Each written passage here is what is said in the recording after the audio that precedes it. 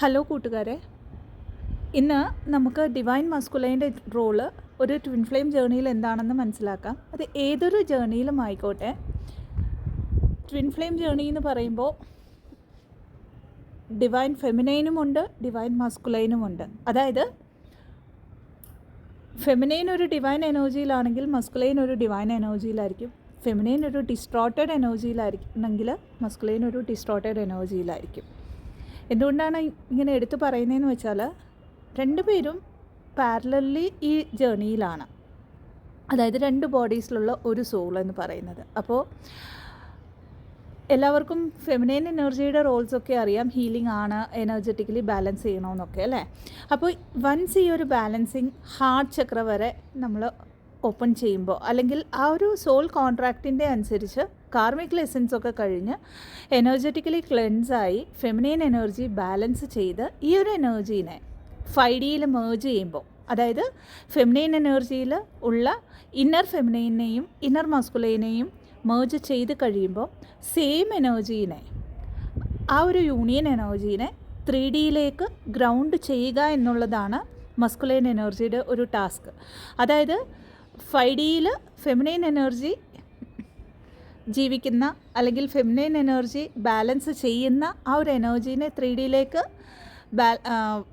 Activate ചെയ്യുക, അല്ലെങ്കിൽ 3Dയിലേക്ക് ground ചെയ്യുക എന്ന് പറയുമ്പോൾ പ്രാക്ടിക്കലി ആ കാര്യങ്ങളെ 3Dയിൽ പ്രാവർത്തികമാക്കുക, സിമ്പിളായിട്ട് പറയുമ്പോൾ. അപ്പോൾ ഈ ഒരു ഫേസിലേക്ക് ഡിവൈൻ മസ്കുലൈൻ വരണമെങ്കിൽ അവരും അത്രത്തോളം ഹീൽഡ് ആയിരിക്കണം, അവരും അത്രത്തോളം ബാലൻസ്ഡ് ആയിരിക്കണം, അവരുടെ എനർജിയിൽ അവരും അത്രത്തോളം സറണ്ടേർഡ് ആയിരിക്കണം. അതായത് രണ്ട് ബോഡീസിലുള്ള സെയിം സോൾ ആണെങ്കിൽ പോലും അതാത് ബോഡീസിൻ്റെ കാർമിക് ലെസൻസ് ഒക്കെ കംപ്ലീറ്റ് ചെയ്തുകൊണ്ട് അത്രയും ബാലൻസിങ്ങിൽ വന്നുകൊണ്ട് അവരവരുടെ ഇൻഡിവിജ്വൽ പർപ്പസുകൾ ചെയ്യുന്ന സമയത്ത് മാത്രമായിരിക്കും ഈ ഒരു 3Dയിലേക്ക് ഉള്ള എനർജി ഗ്രൗണ്ടിങ്, അല്ലെങ്കിൽ ആ ഒരു ഹാർമോണിയസ് യൂണിയൻ നടക്കുന്നത്. അത് കഴിഞ്ഞിട്ട് മാത്രമാണ് ആ ഒരു ഷെയർഡ് പർപ്പസ് എന്ന് പറയുന്നത് ആക്ടിവേറ്റ് ആവുന്നത്. അപ്പോൾ ഇനിയൊരു വീഡിയോയിൽ നമുക്ക് ഡിവൈൻ മസ്കുലൈൻ്റെ ഇന്നർ വർക്ക് എന്താണെന്ന് മനസ്സിലാക്കാം.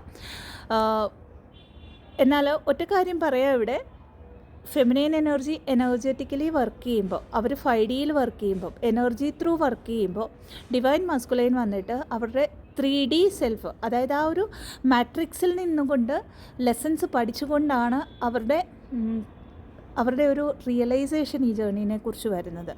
അപ്പോൾ രണ്ടുപേരും ഒരേ ജേർണിയിലാണെങ്കിൽ പോലും രണ്ടുപേരും ഗോ ത്രൂ ആവുന്ന വഴികൾ ഡിഫറെൻ്റ് ആയിരിക്കും. അതുകൊണ്ട് തന്നെ പലപ്പോഴും